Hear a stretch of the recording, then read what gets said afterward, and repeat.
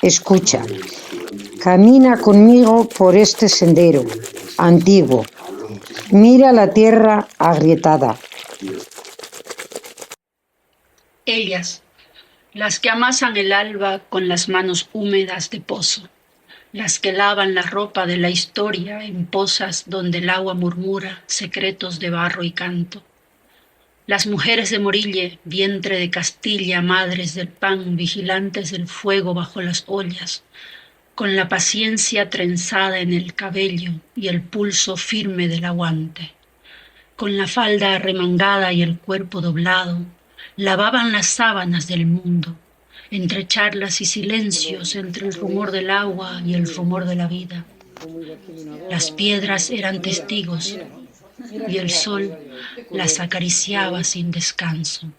Allí en las pozas se lavaban también los sueños, los sustos, las culpas, los sudores del día.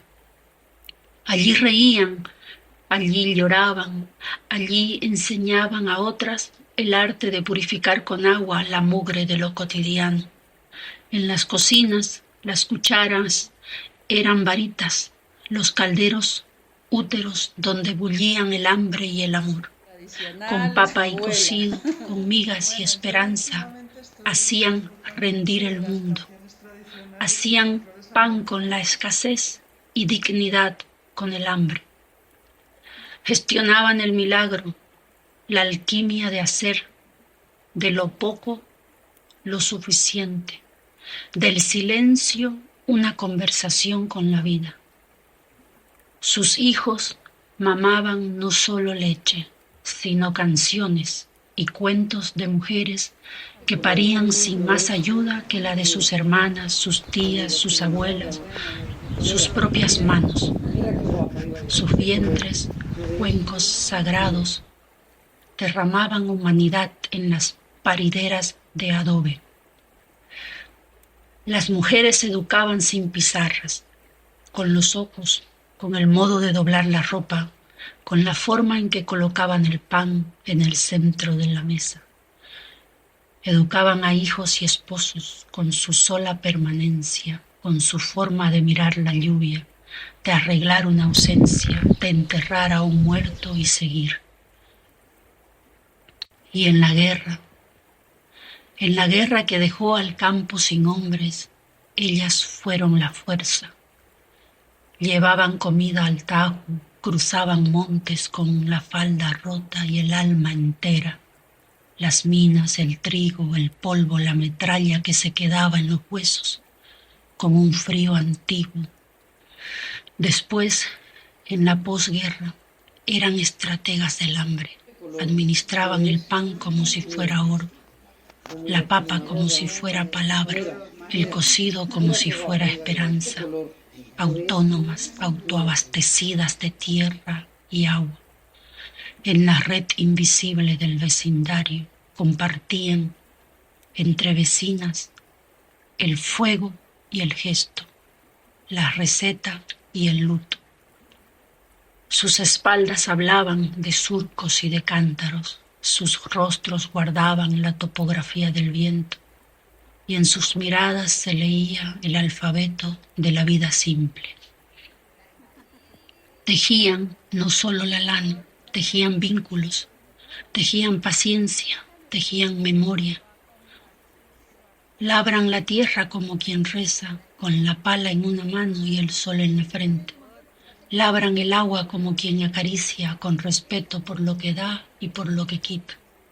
De sus manos nacieron el saber y el pan, y la luz que hoy nos alumbra fue primero candil en sus pupilas, paso firme en su andar, cadera en su baile, risa en su pena. En los bailes, los bailes, donde se conocían como se conocen los árboles, por la forma en que se inclinan, por cómo sus raíces buscan la misma agua. Allí forjaban familias con un paso de jota y una mirada que decía: te reconozco. La mujer de Morille es la arcilla del mundo, late con el corazón de las pozas, con el calor del cocido, con el latido de la tierra cuando se siembra y se espera. La mujer en Morille es la historia sin nombre que sostiene los nombres. Es tierra, es agua, es latido, iluminando la piel de los años.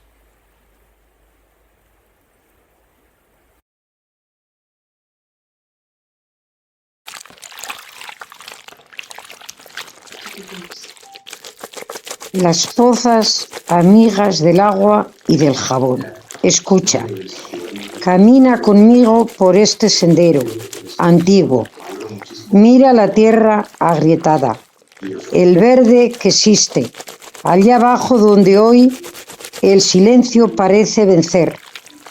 Resonaban las voces, eran las mujeres de Morille, iban a las pozas, con las piernas firmes, con la ropa sobre la cabeza, con las manos sabias de experiencia.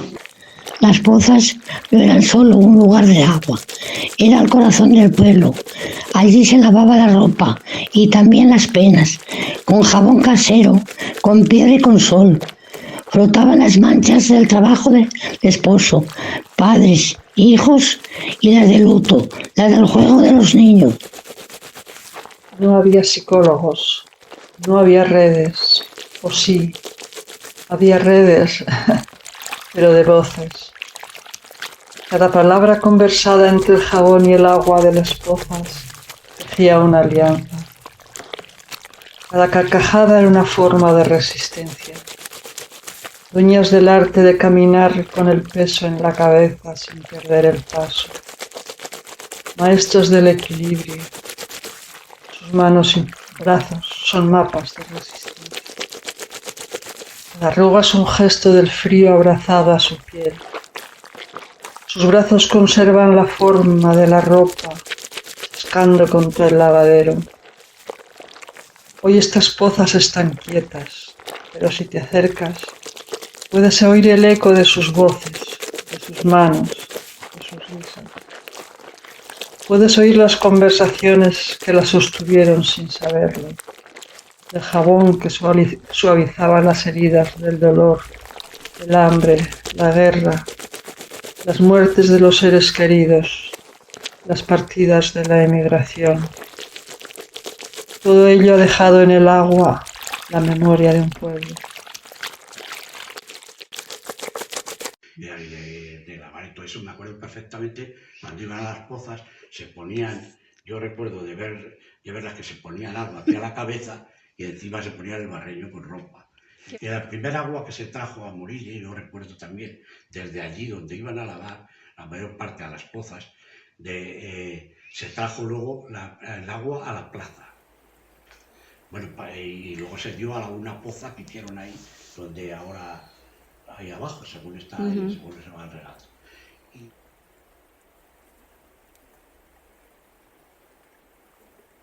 Derretir la manteca y se echa la misma cantidad de agua caliente, manteca y sosa.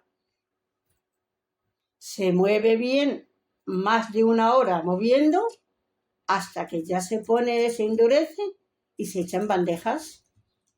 Cuando ya está casi duro, se parte y al día siguiente se desmolda. Luego yo tengo mi técnica de que le hago unas labores. O en polvo y lo hago en líquido. Que me quede igual que si fuera una pasta de dientes. Bien. Un buen rato, claro. Y siempre para el mismo lado. Si no se te corta. Luego tarda en curarse, ¿eh? Unos 40 días. Vamos a ver, lo puedes utilizar antes, pero el jabón se va. Entonces está más durito, te aguanta más y es mejor. Pues mi madre lo hacía y luego ya mis primas, que eran mayores que yo. Yeah.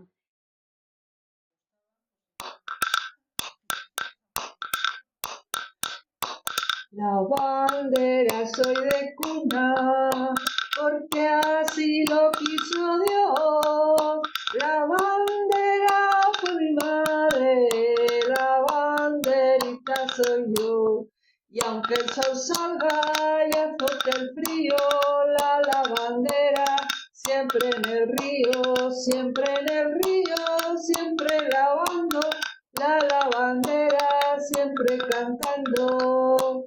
Jabón le doy a la ropa, jabón y venga jabón, jabón que todo lo aclara, jabón y un buen restregón.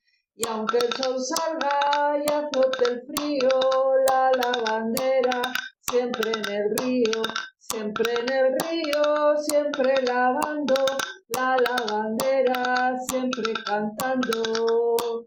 A la orillita del río, siempre la encuentro lavando, la hermosura de su cara, el agua la va llevando. La hermosura de su cara, el agua la va llevando. Y aunque el sol salga y azote el frío, la lavandera, siempre en el río, siempre en el río, siempre lavando, la lavandera, siempre cantando.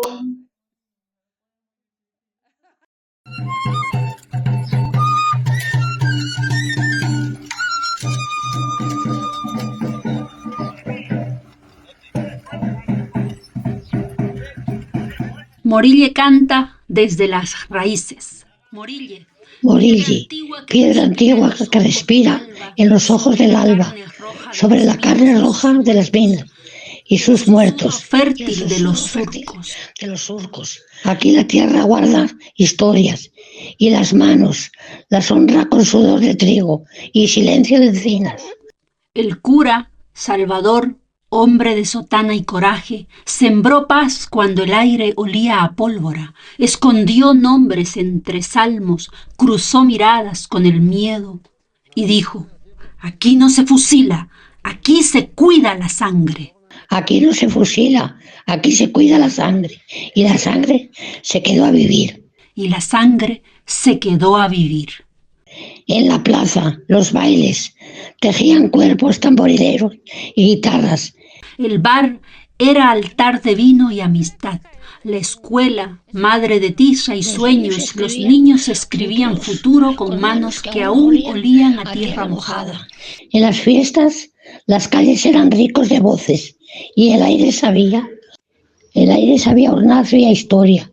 Las mujeres tejían más que manteles, tejían la vida, el pan, el porvenir y la alegría de vivir. Morille tiene entrañas verdes y una boca que canta en silencio. Las encinas vigilan los pasos, las aves cantan anécdotas, los grillos susurran poemas. Que solo entiende quienes caminan lento, quienes miran a fondo. Aquí solo entienden quienes caminan lento, quienes miran hondo. Aquí todo crece hacia adentro y se respira hondo. Pone tarjeta de abastecimiento. Y esto era cuando yo nací, que si darían alguna cosa, algo leche o algo, queso o algo, porque es una tarjeta y está, o sea, como para mí. Sí, ahora que la leo. Mira ahí. Aquí es contribución. En el año 1960, anual, 46 pesetas con 82 céntimos. Contribución de impuestos de la tienda de su papá. Tienda, sí. Esa 60. Contribución para el ayuntamiento de Morille. Claro, sí. Había que pagar ahí. Impuesto industrial, licencia fiscal, en el 60. Aquí 175,96. Luego aquí vienen otras con la foto de él. Fijaros. Mira. Bien ordenado su papá. No, sí, lo guardaba. Mira, tenía como un oso de alambre, como un gancho de alambre, y todas las facturas iban ahí. Y al año la revisaba. Le vino una vez, que eso también hay que escribir en el libro, le vino una vez de no sé qué sitio donde había comprado y le reclamaban una factura que no había pagado. Mi padre para eso era Y mi padre, pam, pam, pam, pam, pam, pam, le presentó. Si las tira, no le vale para nada. Y lo hacía de año en año, lo dejaba todo. Mira, ¿ves? Esta con su foto. Esta es del año 50 por ahí. 55 dice ahí, 55. Excelente ¿A que está muy bien trabajo. esto? Jo.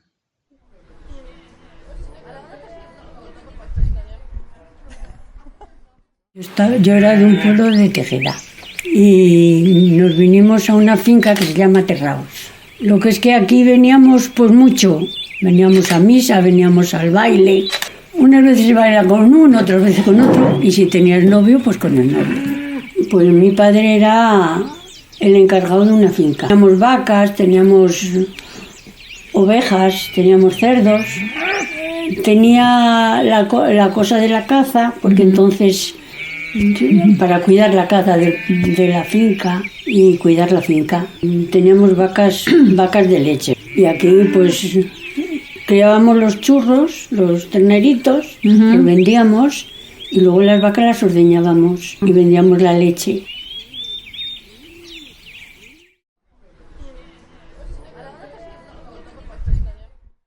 Había ido el niño, le había dado la merienda y todos a jugar. Y mi hermana la mayor lavando a mano, yo sacando agua, porque es lo que hemos hecho toda la vida, que entonces no había ni guantes, ni agua en casa, nada, todo el lavadero ese y la tajuela. Y ya está, lo que te conté en la entrevista. Qué duro para estrujar. Eso que te...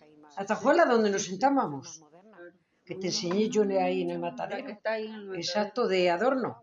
Pues ahí, a rodillas. Y entonces, es que no había otro medio. Yo a los 11 años me sacaron de la escuela.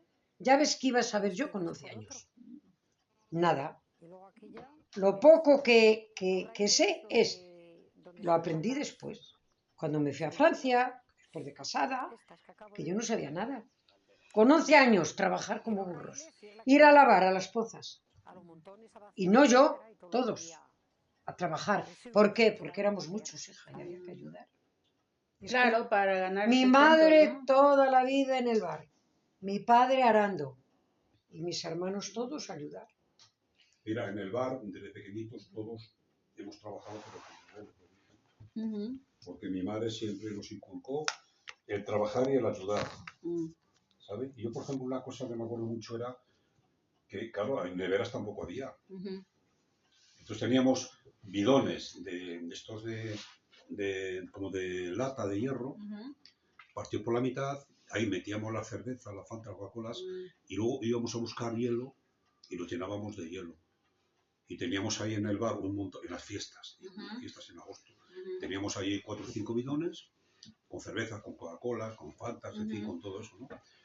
Y también, en el pozo que hay al lado de la casa de mi hermana, que es aquí donde vivía César, meter cervezas para que se enfriaran. Y cuando venía un golpe de mucha gente, coño, vete corriendo al pozo y saca un saco de cerveza.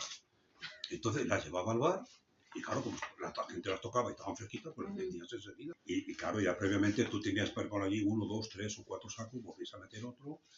Y ese es una anécdota que yo tengo de cuando era pequeño. Así enfriaban, no había heladera, pero había pozo. Había pozo y luego en fiestas tirábamos del tema del hielo. Unas barras grandes de hielo que se metían en sacos y se guardaban entre la paja para que se conservaran. Y si la fiesta duraba 4, 5, 6 días, pues de ahí íbamos tirando y íbamos depositando en los bidones llenos de bebida. Y así íbamos despachando a la gente. Madre mía, Si había 5 bares. 5 bares. Era terrible aquí lo que había en aquellos tiempos. Y luego las minas, por ejemplo, las minas. Hombre, pues mira, mi cuñado, que era el marido de ella, yo me acuerdo que de pequeño me iba con él a la mina. Con Manolo. Y lo que me acuerdo era, pues, que había un carril como de tren, pero de vagonetas, ¿sabes? Y los mineros iban llevando así a una máquina que lo picaba todo. Había lavaderos, hacía... Yo de chavalín para aquí miraba. Mira. Había y allí en la mina había una fragua. Ese es mi marido. Que era donde había un señor que era el herrero y preparaba las herramientas para trabajar, ¿no? Y tenían lo que es la máquina esta que tú le das y echa aire y aquí está el carbón. Pero es que ahora ya no hemos quedado, no. Nosotros nos hemos criado, como te dije, en la casa esa que está pegando el bar. esa grande. Ya. Ahí teníamos el bar, la tienda y todo. Y la casa del médico de ahí arriba, Sí, que era la casa de la maestra y del médico. Teníamos médicos, sí. Y entonces venía el médico a casa y, coño, tienes grabado que te daba miedo. Claro. Con aquellas cajitas que venía la jeringuilla con las agujas, que lo quemaba, con alcohol le daba, tal. Ahí dátelo con alcohol. ¡Pum! Hubo muchos niños que morían y no se sabía de qué. Porque entonces, a lo mejor, yo qué sé, había vacunas, pero no es como ahora. Nace un niño, Salamanca. Pero yo me traigo a la niña, a la María José, y a mí aquí, que no la entendía, se me moría. Y me le dijo, no le den agua. Y lo que quería la niña era que tenía que darle agua. ¿Estaba deshidratada? Completamente. Y me dijo, tuvimos que ir corriendo con ella a Salamanca. Llegamos a Salamanca, parece que estoy viendo con la cara allí que se nos iba. Nada más de abrir la puerta en un bar. Y había allí una persona y nos dijo, dice, ¿y esta niña cómo la tienen así si viene deshidratada? Trae una botella de agua de litro. No dejen de darle agua de tal hora a tal hora. Por la mañana fuimos al médico y había resucitado. Ten, mujer, mujer, te regalo unos zapatos. No, marido, no, déjalo para tabaco. Con el vino sano yo, marido, con el agua me pongo muy mala, muy mala, muy mala. Hermandad Morilleja. Para las hermanas y hermanos morillejos. Para Isa y Ángel. Campos, minas, bares, calles, escuelas, hogares, iglesia. La hermandad morilleja se despierta con olor a desayuno grande, pan mordido por la risa de juegos y alegrías compartidas, tristezas repartidas entre los trigales. Las Isabel se enredan en los patios, jugando con ángeles, bordando y pintando, tejiendo letra a letra, y los números con su lápiz, con sus manos que saben de bordes, de sostener lo que tiembla. Los ángeles no bajan del cielo, andan aquí con chanclas y bicicletas. Saben cuándo hervir el agua y cuándo callar para que hable la olla. La José y los Alfredos, los Luises, los Migueles, Florentinos, Isidros, Antonios, Alfonsos, se sientan en sillas bajas, miran con ojos de quien ya ha visto los inviernos pasar 2 veces y aún así piden más leña. La José y los Alfredos, los Luises, los Migueles, Florentinos, Isidros, Antonios, Alfonsos, se sientan en sillas bajas, miran con ojos de quien ya ha visto los inviernos pasar 2 veces. Y aún así piden más leña. Carmen tiene los pasos firmes. Lleva el ritmo del mantel sacudido, del tomate que se parte sin que nadie lo mande. Ana junta servilletas, pero también silencios. Los dobla con cuidado como si fueran secretos limpios que se guardan en el cajón de las tías. Ana junta servilletas, pero también silencios. Los dobla con cuidado como si fueran secretos limpios que se guardan en el cajón de las tías. La hermandad no se dice, se escucha en la cuchara que golpea la cacerola, en los cubiertos que tintinean su alegría. Y si hay fiesta es porque alguien trajo vino, otro puso música y todos llegaron como se llega al abrazo, sin pedir permiso, con ganas de quedarse un rato largo, hacer familia. Los Redero, los Madruga, los Hernández, los Calama, los Lucas, los Andín, los Sánchez y miles de familias reunidas como si la sangre también se tejiera con baile. Y miles de familias reunidas como si la sangre también se tejiera con baile, con chistes, con ese calor de estar, simplemente estar en la bondad y en la adversidad. En la bondad y la adversidad nacen las bienvenidas y los bienvenidos. incluso los primeros años de Franco, incluso en aquellos años que cambiaba el ayuntamiento, unas veces era de republicano, otras veces de derecha, y en esos años, pues en los primeros años de Franco, pues se hacían unas listas de la gente que no era adicta al régimen y que luego, pues por desgracia, los fusilaban y en muchos pueblos de Salamanca se llevaron a bastante gente. Entonces en Morille hicieron una lista y la mandaron con la lista de gente que parecía que no era del régimen.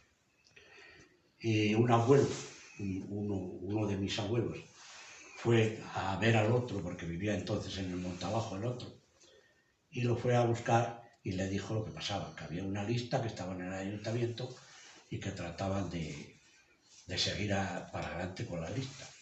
Y entonces fueron ellos dos, convencieron al alcalde de que rompiera la lista, la rompieron y aquí no murió. Entonces, creo que Jesús Málaga lo dice por ahí, creo que lo llaman los tres hombres buenos, y eran mis dos abuelos y el alcalde que estaba en todas esas vidas.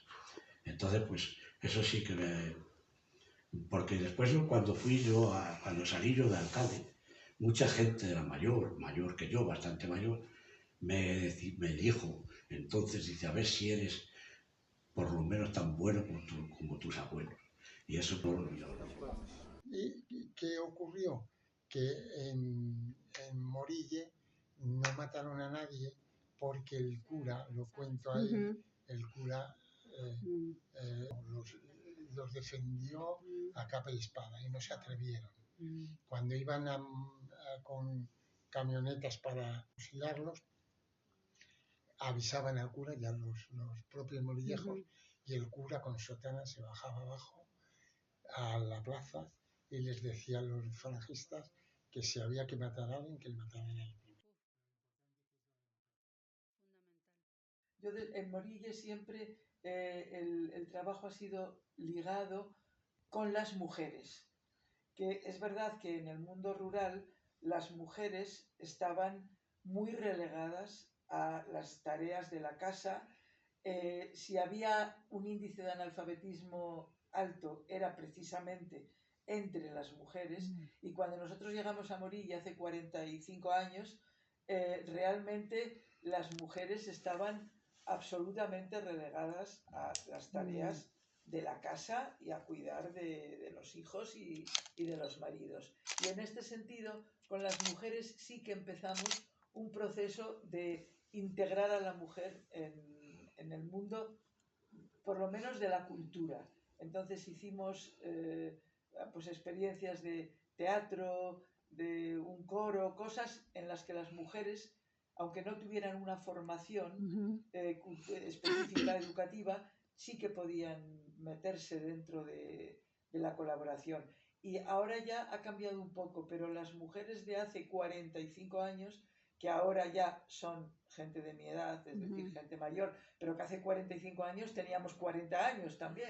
Estas mujeres aceptaron mayoritariamente, aceptaron muy bien el que hiciéramos este tipo de acciones con ellas, y hicimos realmente creamos una relación muy grande, a pesar de las diferencias, digamos, de intereses culturales, pero las metimos mucho en nuestro mundo.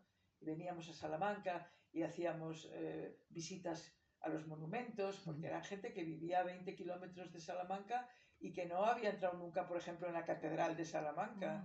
Entonces hicimos muchas cosas también culturales, fundamentalmente con las mujeres. Luego poco a poco se fueron metiendo los hombres, pero iniciamos con las mujeres. Éramos 7 de familia. Yo de los varones era el mayor. Fue el que más me tocó. Empecé a arar con la pareja que estás diciendo. El hijo, pues a los 15 años empecé a arar, ya que era un trabajo muy duro. Y oye, pues yo estaba con mi padre, que mi padre estaba entonces de encargado en una finca, y fue el que me enseñó a hacer eso, a arar. Y luego después, pues ya ibas para arriba, ya ibas trabajando. Si encontrabas otro trabajo más leve, pues ibas al leve. que realmente era muy difícil porque no había trabajos entonces en parte ninguna. Aquí en Salamanca, en el pueblo, nada. En el pueblo, en el verano es cuando más trabajo había. Luego después ya en el invierno, pues no había. Pues mira, mucho frío porque entonces éramos muchos y claro, el padre ganaba pues un sueldo regular, pero que no había para todos, ¿entiendes? Morilla realmente estuvo hecho en los San Migueles. En los San Migueles estuvo muchos años, el pueblo de Morilla. De hecho, luego lo traspasaron a esta ahora. Entonces la gente iba a lavar a los regatos. Los regatos, entonces no había lavadora, ni había cosa ninguna ni nada. Y nosotros decimos que si de San Miguel no había más que un cacho de regato, y lo pasaron a Morilla, porque ahí había 3 regatos y la gente, pues nada más lavaba. No tenían otro sitio donde lavar. Luego también en las fuentes que había en Morilla, que había varias fuentes que eran como pilones, yo me acuerdo de mi abuela, la madre de mi madre, que de ir a lavar a unos pilones que había en las pozas.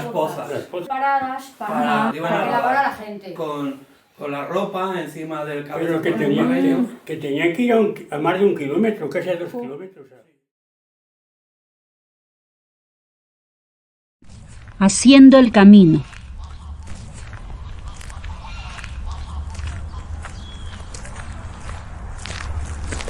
En la casa donde el viento canta en quenas de barro, las hijas lloran y dan su voz álmica al nacer. Y en noches de luna temblorosa, cada lágrima madre es una cosecha de entrega. Cada lágrima madre es una cosecha de entrega. En el establo el becerro sueña con ubres tibias de rocío. Y Ángel, con bata blanca, bendice sin alas el insomnio. Morilleja y Morillejo es nombre de manos generosas, curtidas de esfuerzo y compromiso con la tierra, el agua y el fuego de la vida. En las aulas, los jardines del saber se enseñan con voz de pan tierno. Petra alza la infancia en juegos y tableros de luz.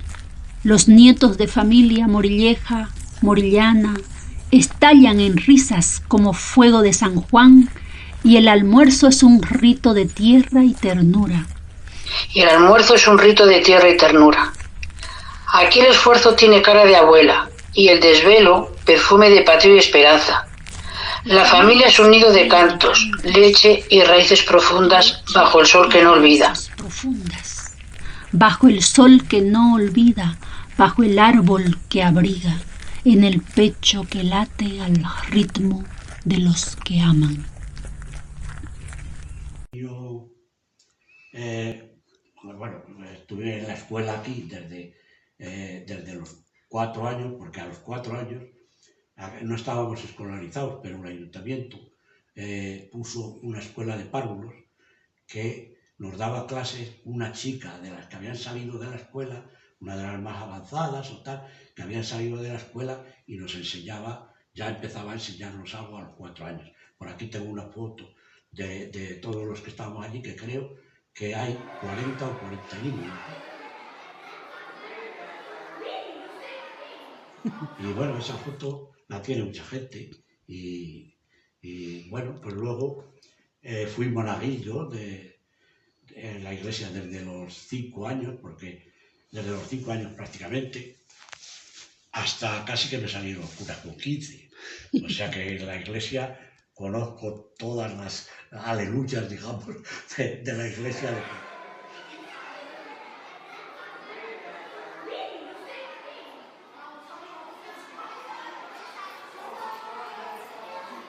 Con los amigos hacíamos la panda, íbamos al baile y oye, pues yo... Unos con unos, otros con otros. Y ellas igual, iban 7 o 8 y nosotros otros 4 o 5 amigos, que muy... No hay ninguno. Filiche, que está en Madrid, el otro en Francia, los amigos míos, nos juntábamos, pues eso, para luego ir al baile, que había baile todos los domingos, pues oye, el día que podíamos iba, si no, no iba, porque si estaba malo a lo mejor no iba. Mucha animación por el salón que había. Había muchas fiestas. Y allí la conocí. Oye, un día bailabas 3 bailes, otro día ninguno. Y era así, porque luego encima en aquella época no podías tocar la mano, porque no se consentía. 1 metro de distancia, como Por lo menos. Mire. Esa era, ¿Y cómo, era así, cómo logró acercarse entonces a Ricarda? Pues eso, que allí cuando estábamos juntos íbamos y yo la veía, me gustaba y entonces iba y... ¿Te quieres venir conmigo? ¿Quiero bailar? Era el sistema que había entonces, porque entonces encima el baile no te dejaban bailar todo el baile, te fiaban, que se llamaba. Sí, y si estaba bailando llegaba a otro, le ofrecía el baile y se iba a bailar, ella igual con otro. Pero que ella también lo decía, yo me voy a bailar con fulano, echaba un baile y si llegaba yo o llegaba otro, el que fuera, pues automáticamente pues echaba un baile con ella.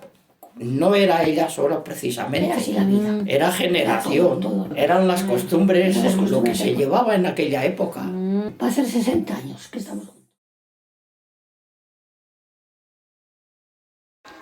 La maestra viene temprano, con el golpe de luz entre los dedos y un cuaderno arrugado de tanto soñar, pisando barro y memoria. Trae la voz, la música pegada a las paredes del alma morilleja.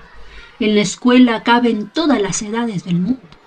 La niñez mastica tiza en los recreos y los juegos que vienen con nombre de abuela, la rayuela, la cuerda, las rondas que enseñan el abecedario del pueblo, el abecedario de la libertad, el entusiasmo por aprender. La pizarra es un espejo de esperanza, la tiza varita blanca que escribe futuro. La memoria entrenada como mula vieja sabe aprender a largo plazo sin distracciones de clic. Aprende el canto de los ríos, las canciones que no están en los libros, pero que viven en las trenzas de las madres y del trigo, en la voz firme de las maestras. En la voz firme de las maestras morillejas. ¿Qué didácticas usted destacaría? Que a usted le funcionaron cuando era profesora. Por ejemplo, me hablaba de la música, didácticas que ayuden a resolver los problemas de hoy, como el problema de la convivencia, el problema de la capacidad de retención de la información, el problema de la capacidad de procesamiento, comprensión y el criterio, y el discernimiento para tomar decisiones, por ejemplo. Hombre, eso depende mucho de la edad. Yo estuve muchos años con infantil y en infantil yo pienso que la música ayuda muchísimo. Cualquier tema que si le puedes introducir con una cancioncita o con una poesía corta o con algún, motiva mucho. Y yo luego también, incluso a los mayores ya de 8 o 10 años, a veces les mandaba, no sé, en algún centro de interés que estábamos haciendo, les mandaba a pensar o transmitirlo con una canción, que la tenían que inventar ellos relacionada con el tema. Eso les costaba mucho, pero luego lo disfrutaban. Claro, tenían que trabajar el vocabulario, tenían que trabajar un poquito el ritmo, tenían que trabajar pues también un poco la estética, que quedase un poco bonito, y pienso que eso ayuda y les hace felices luego después cuando lo consiguen. Eso lo hacíamos principalmente cuando eran temas festivos, por ejemplo la castañada, cuando solíamos hacer en otoño, la fiesta del otoño, la llamamos la castañada, que normalmente se asaban castañas, las comíamos, pero en torno a ese centro de interés pues se pensaban poesías de la castaña, se pensaban, pues yo qué sé, canciones relacionadas con el tema, y pues incluso antropológicamente el uso que la castaña había hecho a lo largo de la humanidad, cómo lo habían utilizado tanto en la alimentación como para el alimento para cerdos, entonces todo lo que, incluso en los usos que se hace del castaño, que se hacen cestas, se trabaja mucho cosas que hacen que venden en las zonas de castaña, que yo aquí no hay, pero cuando estuve en Galicia algún tiempo, allí sí que las había, y hacían unas cestas y unos objetos así con la hoja y la rama del castaño muy bonitas. Qué maravilla, o sea, todo eso que usted está mencionando es lo que llama la UNESCO ahora el patrimonio cultural inmaterial. Pues eso. ¿No? Y ese patrimonio cultural inmaterial era básicamente un recurso didáctico, entonces. Impresionante. A mí me gustaba mucho trabajar la poesía, trabajar los cuentos, trabajar canciones. Mucho patrimonio material, cultural, ¿no? sí, folclórico. Folclórico. Pues va desde una misa, que es cantada y tocada, hay determinadas canciones que se tocan en misa, hay canciones para la procesión. Pues yo lo que he visto que la mujer rural es muy trabajadora. El hombre se iba al campo a trabajar y la mujer se quedaba en casa con los niños, la ropa, incluso sirviendo en otras casas. Bueno, pues mira, lo hemos nombrado antes, el día de la matanza, las mujeres son fundamentales, o sea, es fundamental la colaboración de las mujeres, o colaboración, el trabajo que desempeñan las mujeres. Sin ellas, muchas cosas no existirían, eso completamente seguro. Los pueblos, lo bueno que tienen, pues que los vecinos todos nos conocemos. En los pueblos la vida es mucho más cercana. Cualquier persona que pueda tener un problema, en cuanto sale a la calle o llama a la puerta de enfrente, ya puede haber encontrado la solución a su problema. Para una emergencia, para cualquier cosa. En el año 1976, atraído precisamente por la naturaleza, por el ambiente, reunía lo que creíamos que era interesante, que era, pues eso, la naturaleza, era bienestar, que buscábamos un sitio donde estar a gusto, y lo encontramos. Buscamos alrededor de Salamanca, en un radio de acción de 20 kilómetros alrededor de Salamanca, buscamos, porque era el momento en que la sociedad española funcionó un poquito regular y buscábamos una segunda vivienda o un segundo sitio donde estar, y lo que encontrábamos alrededor de Salamanca no me satisfacía. Y pues llegamos aquí y vimos que merecía la pena y acertamos. Llegamos al pueblo, un hermano mío, yo, y buscando un sitio donde asentarnos, digamos, como segunda vivienda, claro.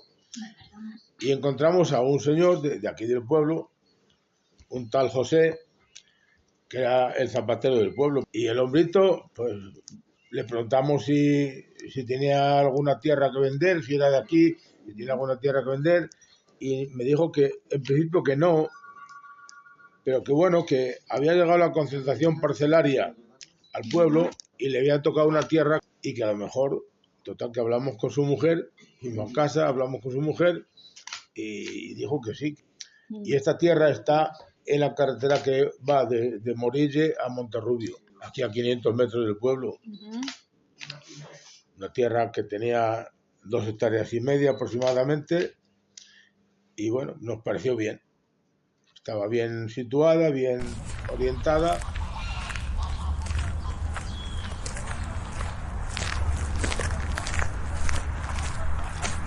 Nosotros fuimos 6, una que nació y falleció por una enfermedad, y después ya nací yo, mi hermana, una hermana que está fuera ahora, y después estuve yo y un hermano y una pequeñita que también falleció después. Fuimos 6, nacimos 6 y quedamos luego después solo 4. Bueno, pues mis padres, entonces, a ver, la vida de entonces, los padres tenían muchísima cantidad, de trabajos a la vez. O sea, no solamente se dedicaban a una cosa sola, sino que se dedicaban. Mi padre tenía de profesión zapatero. Y después mi madre pues era una persona que colabora en todas las demás cosas. En ayuda a mi padre, como ya le digo, de zapatero. Después tenía todas las funciones del campo, teníamos una huerta donde se sembraban todo tipo de verduras que se daban en aquella población, ¿no? Y que ya sabe que era muy fría. Y después había un poquito de ganado, que más o menos era lo que todo el mundo tenía, igual que yo le estoy diciendo. Unos tenían una profesión más de labradores y otros no. Entonces, ya le digo, teníamos también un poquito de tierras, también se cultivaban las tierras y se cultivaba también la huerta de regadío. Y después tenían un poquito de ganado, que es lo que más o menos tenía casi todo el mundo. Unos cerdos, unas vacas, y mis padres tenían los cerdos y las vacas. De las vacas tenían unas cuantas de vacas, que unas eran para trabajar en la labor, que tenían muy poca ellos, y las otras eran precisamente para producir leche y venderla. Nosotros también, claro, tomábamos siempre esa leche, nos alimentábamos de ella, pero también a más gente del pueblo. Entonces la economía era así, un poquito quedaba de los cerdos, otro poquito quedaba de las vacas y otro poquito también de lo que se extraía de la huerta. Y de ahí nos íbamos alimentando todos, y parte era para nosotros y parte que no se comía esa verdura como la exterior para el ganado, cerdos y vacas.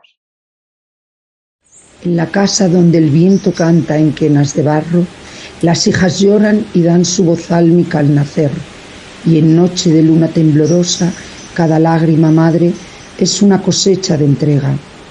En el establo el becerro sueña con ubres tibias de rocío, y Ángel, con bata blanca, bendice sin alas el insomnio. Morillana y morillano es nombre de manos generosas, curtidas de esfuerzo, compromiso con la tierra, el agua y el fuego de la vida.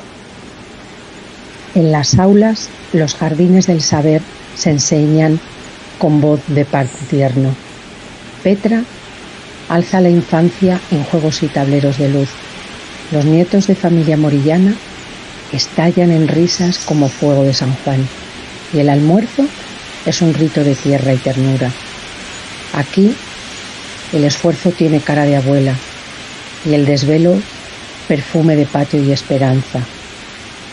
La familia es un nido de cantos, leche y raíces profundas, bajo el sol que no olvida, bajo el árbol que abriga, en el pecho que late al ritmo de los que aman. Aquí el esfuerzo tiene cara de abuela y el desvelo perfume de patio y esperanza.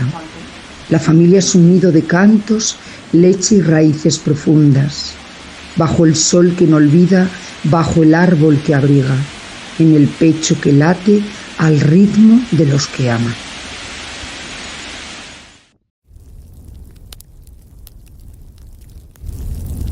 Enterremos con dignidad y fuego en el pecho aquello que no puede desvanecerse. Enterremos con coraje y alma encendida aquello que no debe caer en el silencio. Enterremos con raíz firme y llama viva aquello que aún puede florecer desde el olvido.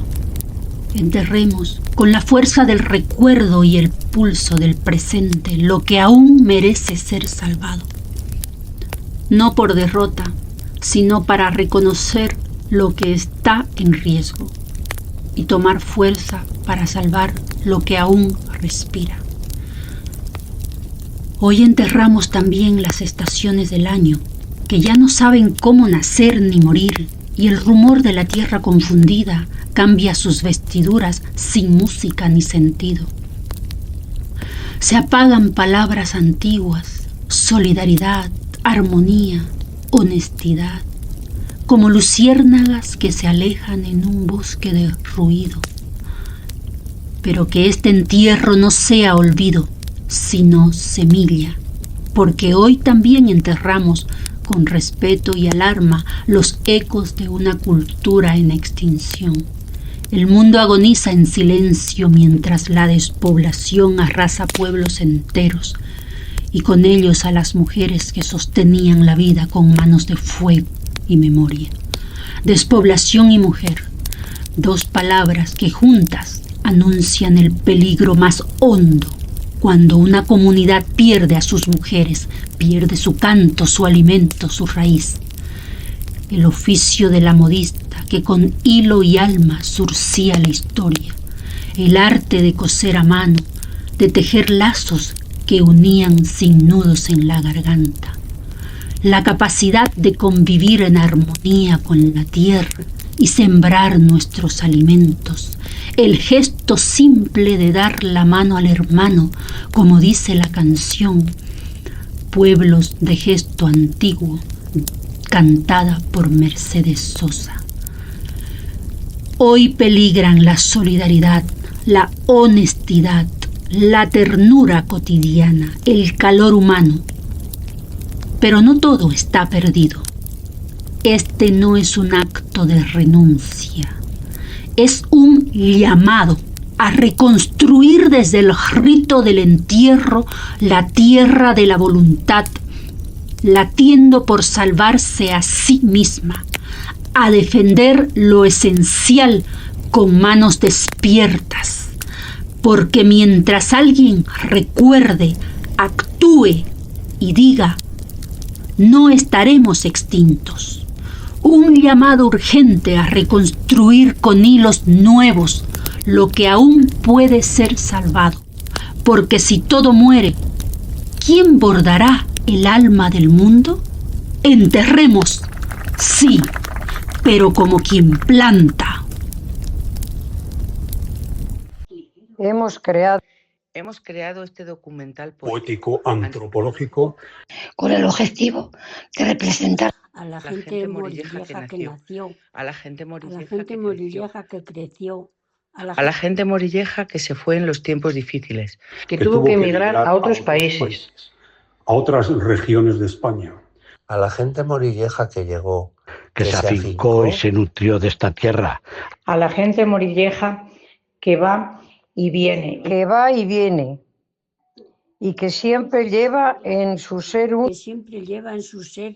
pedacito del alma morilleja. Un pedacito del alma morilleja, aunque haya nacido en otro territorio. Quien llega a Morille se vuelve morillejo. Quien llega a Morille se vuelve morillejo. Aprende el camino del esfuerzo, de la entrega, del compromiso y de la ternura morilleja. De la entrega. Del compromiso y de la ternura morilleja. Escucha. Camina por este sendero. Camina por este sendero antiguo. Camina por este sendero antiguo. Aprende el alma del pueblo. Aprende el alma del pueblo.